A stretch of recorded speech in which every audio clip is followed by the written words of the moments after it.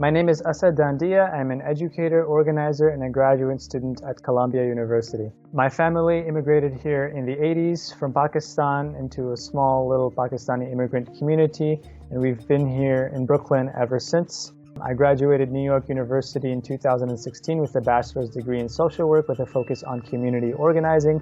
I co-founded a charity or an organization called Muslims Giving Back with a bunch of young undergraduates, and we basically made it our mission to deliver groceries to needy and marginalized families in our communities. Each one of us would chip in around $10 a piece and purchase the groceries to deliver on our own dime. And eventually it became a full-fledged organization, which then expanded, and we would get inquiries from all over the city. And so a young man messaged me on Facebook around March of 2012, asking if he could partake in the work that we were doing.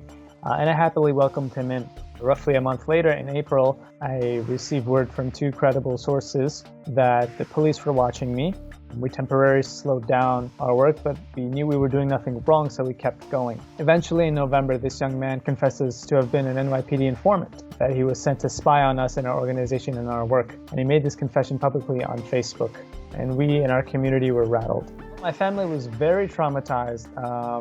My mother had dozens of sleepless nights. We all had just emotional shutdown. Oftentimes my mother would ask me not to be involved in any sort of activism work or anything that involved being in the public or with the public.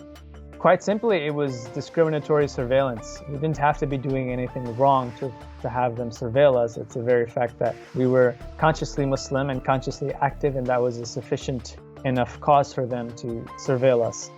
Bloomberg said that he had to keep the country safe when he was asked about the surveillance. To that I asked, what were you keeping the country safe from? 18-year-olds delivering beans and rice to needy families? Is that what you were keeping New York and our country safe from? I think it was a poor excuse.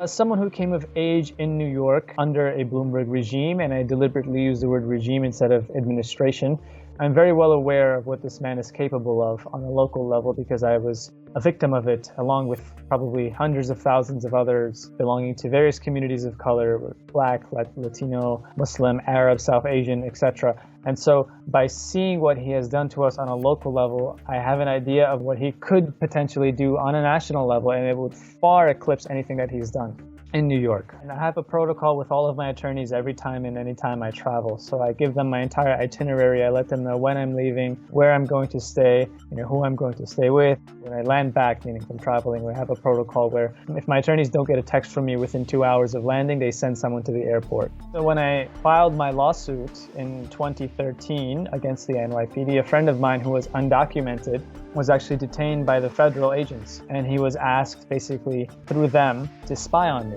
And he patently refused to do so, and he fought them in court, and the judge granted him permission to stay.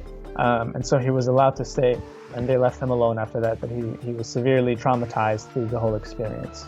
I think they're going to get both better and worse depending on who you ask, but I'm an optimist and I am hopeful, and I have hope in the movement, the counter-Trump movement that's been built thanks partially to the Sanders campaign, thanks to the Warren campaign, but also thanks to millions of grassroots organizers who are not going to stand for these injustices, for these policies that are seeking to strip us of our constitutional rights, of our human rights. So I'm hopeful for the fact that we have a big mass of people who are ready to fight back and to reclaim their place in this country, to make this an inclusive country, to make this a multiracial, a multi-generational, and just a safe country for everyone who's in it.